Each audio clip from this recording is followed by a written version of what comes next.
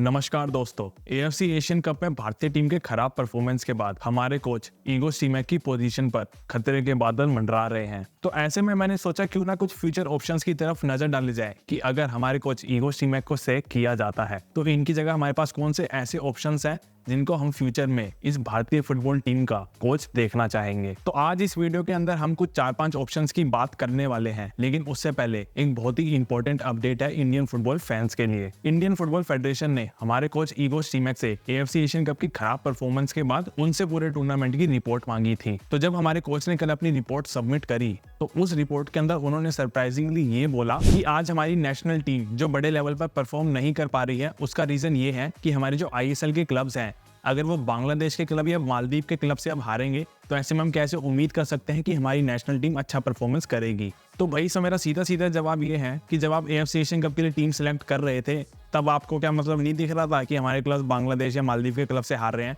तो इन क्लब्स के प्लेयर्स को छोड़ के उन क्लब्स के प्लेयर्स के ऊपर नजर डाली जाए जो इस समय अच्छी फॉर्म में चल रहे हैं। और फिर कोच आगे से ये कहते हैं कि उस टाइम पर काफी सारे खिलाड़ी उन क्लब्स के अंदर जो थे वो आउट ऑफ फॉर्म चल रहे थे, तो ऐसे में अगर इतने सारे खिलाड़ियों को हम चेंज करते तो हमारा जो एएफसी एशियन कप का कैंपेन है वो थोड़ा सा और ज्यादा खराब हो सकता था। तो मतलब जो कोच है वो इनडायरेक्टली खुद ये बात मान रहे हैं कि मैंने टीम के अंदर जो प्लेयर सेलेक्ट किए थे वो आउट ऑफ फॉर्म प्लेयर थे। मोहन बगान के आप इतने सारे खिलाड़ी लेकर गए जो उस समय अच्छी फॉर्म में नहीं थे, और वहीं दूसरी तरफ एफसी गोवा, ओडिशा एफसी और केरला ब्लास्टर्स जैसे क्लब्स के खिलाड़ी जो अच्छा परफॉर्मेंस कर रहे थे उनको आपने बेंच पर बिठा के रखा। जैसे ब्रांडन फर्नांडिस, राहुल केपी जैसे खिलाड़ियों को आपने बेंच पर बिठा के रखा, तो आपकी तरफ से आप ये स्टेटमेंट डालिए कि हमारे खिलाड़ी आउट ऑफ फॉर्म थे। तो ये कुछ चीज मेरे को समझ नहीं आ रही कि कोच आखिर में कहना क्या चाह रहे हैं, क्योंकि हमारे कोच की अगर इस लॉजिक के साथ जाया जाए कि हमारे जो क्लब्स है अगर वो अच्छा परफॉर्मेंस नहीं दे रहे हैं तो हमारी नेशनल टीम को उससे दिक्कत आती है। तो इस हिसाब से तो आप ताजिकिस्तान की क्लब्स की एक बार परफॉर्मेंस के ऊपर नजर डाल लो। मतलब जैसी परफॉर्मेंस हमारे क्लब्स की थी उनसे कहीं ज्यादा खराब तो इनके क्लब्स की परफॉर्मेंस थी,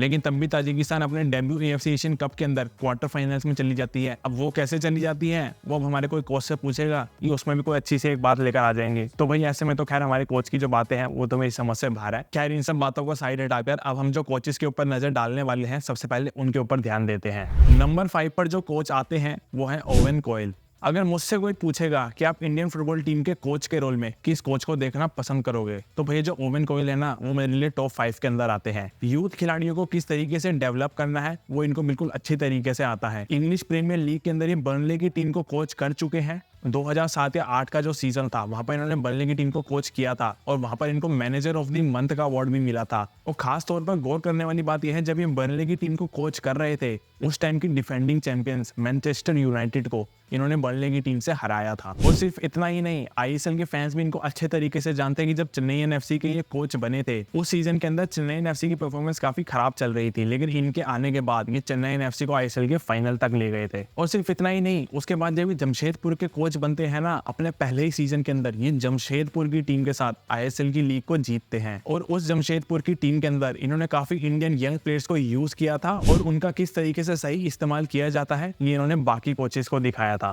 तो ऐसे में ओवेन कोयल एक अच्छे ऑप्शन साबित हो सकते हैं आगे आने वाले फ्यूचर में अगर भारतीय टीम के कोच के लिए उनको चुना जाता है। अब अगर नंबर 4 की बात करते हैं तो यहाँ पर मैंने रखा है जापानीज कोच को। फिलहाल में ये जे लीग के अंदर विसल कॉप टीम के कोच हैं और अभी जो रिसेंट में जे लीग का सीजन खत्म हुआ है वहां पर इन्होंने विसल कॉप की टीम को लीग जितवाई है। जापानीज टीम के पहले खिलाड़ी रह चुके हैं सीनियर टीम में, अच्छी टीमों को इन्होंने कोच किया है जे लीग के अंदर।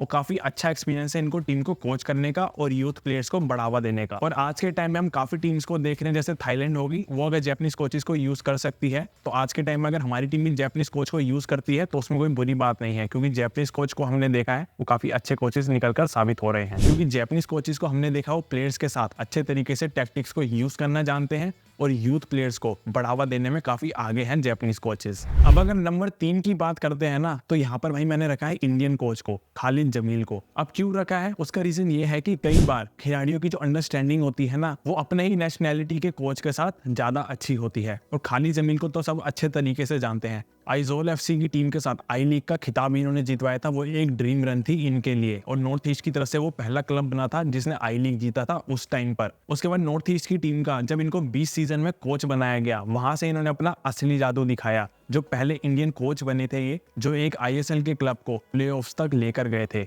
उसके बाद अभी ये रिसेंट में जमशेदपुर के कोच बने हैं और वहां पर जमशेदपुर की टीम के साथ भी फिलहाल इन्होंने जितने मैचेस खेले हैं वहां पर काफी अच्छा प्रदर्शन दिखाया है इन्होंने। इनका गेम के लिए जो डेडिकेशन और हार्डवर्क है वो इनको एक अच्छा कोच बनाता है। और जिस तरीके से ये इंडियन प्लेयर्स को यूज करते हैं खासतौर पर आईएसएल क्लब्स के अंदर, वहां से दिखाता है कि ये कितने अच्छे कोच बनकर साबित हो सकते हैं आने वाले टाइम में। तो ऐसे में अगर किसी इंडियन कोच की तरफ ऑप्शन देखा जाता है तो खाली जमीन से अच्छा ऑप्शन मुझे फिलहाल कोई नजर नहीं आता। अब अगर नंबर 2 की बात करते हैं ना, तो यहाँ पर आते हैं साउथ कोरिया के कोच पार्क हैंग सीओ। फिलहाल रिसेंट में ये वियतनाम की टीम के साथ कमाल के वंडर्स करने के लिए जाने जाते हैं, लेकिन उससे पहले साउथ कोरिया की टीम के असिस्टेंट कोच ये रह चुके हैं 2002 में, और उसके बाद साउथ कोरिया की अंडर 23 टीम के हेड कोच थे ये। लेकिन जब वियतनाम की टीम के ये कोच बनते हैं ना, तो वियतनाम की टीम को ये वर्ल्ड कप क्वालिफायर्स के राउंड 3 में लेकर जाते हैं। और वियतनाम की अंडर 23 टीम को जब ये कोच करते हैं ना, तो वियतनाम फुटबॉल हिस्ट्री के इतिहास में ऐसा पहली बार होता है कि ये एएफसी अंडर 23 चैंपियनशिप में वियतनाम की टीम को फाइनल में लेकर जाते हैं। यूथ प्लेयर्स के साथ बहुत अच्छे तरीके से काम करना इनको आता है। और भारत और वियतनाम के बीच जब मैच हुआ था, वहां पर वियतनाम ने 3-0 से भारत को हराया था। तब उस मैच में वियतनाम के कोच यही थे। और 2019 के आसपास इन्होंने अपना इंटरेस्ट भी दिखाया था भारतीय फुटबॉल टीम का हेड कोच बनने का, लेकिन उस टाइम पर हमारे मैनेजमेंट और इनके बीच कुछ बात बनी नहीं, तो हमारे मैनेजमेंट ने ईगोस टीमैक को हेड कोच बना दिया। तो ऐसे में अगर साउथ कोरिया के किसी कोच का ऑप्शन देखा जाता है तो मेरे हिसाब से पार्क हैंग-सो एक बहुत अच्छा ऑप्शन साबित हो सकते हैं हमारी भारतीय फुटबॉल टीम के लिए। अब अगर नंबर 1 की बात करते हैं तो यहाँ पर वो शख्स हैं जिनको मैं सबसे ज्यादा चाहता हूँ कि अगर कोई अगला भारतीय टीम का कोच बनता है तो वो ये बने। तो नंबर 1 पर है मैनोलो मार्केज, जो फिलहाल आईएसएल में एफसी गोवा के कोच हैं। ठीक है भाई, देखो इससे पहले सब जानते हैं कि हैदराबाद एफसी के साथ कितना कमाल का काम किया था इन्होंने। उनके साथ इन्होंने आईएसएल का खिताब जीता, काफी सारे यंग प्लेयर्स इन्होंने डेवलप किए नेशनल टीम के लिए। और अभी रिसेंट में जो ये एफसी गोवा के कोच हैं, तो एफसी गोवा को भी ये टेबल के अंदर सबसे टॉप पर लेकर चल रहे हैं। तो यहाँ से आपको पता चलता है कि कितनी काबिलियत है इनके अंदर, खास तौर पर यंग प्लेयर्स को डेवलप करवाने की। जैसे कि इन्होंने हमारी इंडियन फुटबॉल टीम को काफी प्लेयर्स दिए, आकाश मिश्रा, आशीष राय, इवन हैदराबाद एफसी के अंदर इन्होंने मोहम्मद यासिर, हितेश शर्मा, सना सिंह जैसे खिलाड़ियों को डेवलप करा। तो ऐसे में कोई कोच है जो मुझे लगता है इस भारतीय टीम के साथ अच्छा प्रदर्शन कर सकता है, तो वो मैनोलो मार्केज है। अगर इनके अलावा कोई दूसरा ऑप्शन अगर हम देखें सर्जियो लोबेरा, तो यार मुझे ऐसा पर्सनली लगता है कि अगर वो इंडियन फुटबॉल टीम के कोच बनते हैं तो वो बोलेंगे भैया मुझे जाहू और मुर्तादा फॉल दे दो, तो मैं इस इंडियन टीम का कोच बनूंगा। तो ऐसे में फिलहाल नजरें रहेगी हमारे कोच ईगोस टीमैक के ऊपर, क्योंकि अभी वर्ल्ड कप क्वालिफायर्स राउंड 2 के मैचेस होने हैं मार्च के अंदर, जो अफगानिस्तान के साथ है। अगर उनमें से किसी एक मैच में भी कुछ होता है ना, जो रिजल्ट हमारे फेवर में नहीं आता, तो इनके लिए बहुत खतरे की घंटी मंडराने वाली है उस टाइम पे। और मैं ऐसा होप करता हूँ कि अगर आगे आने वाले टाइम के अंदर हम किसी इंडियन फुटबॉल टीम के कोच को चेंज होता हुआ देखते हैं,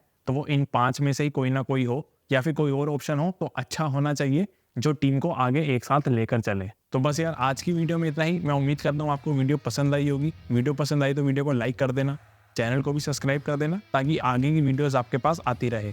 तब तक मिलते हैं अगली वीडियो में अगली कहानी के साथ। जय हिंद।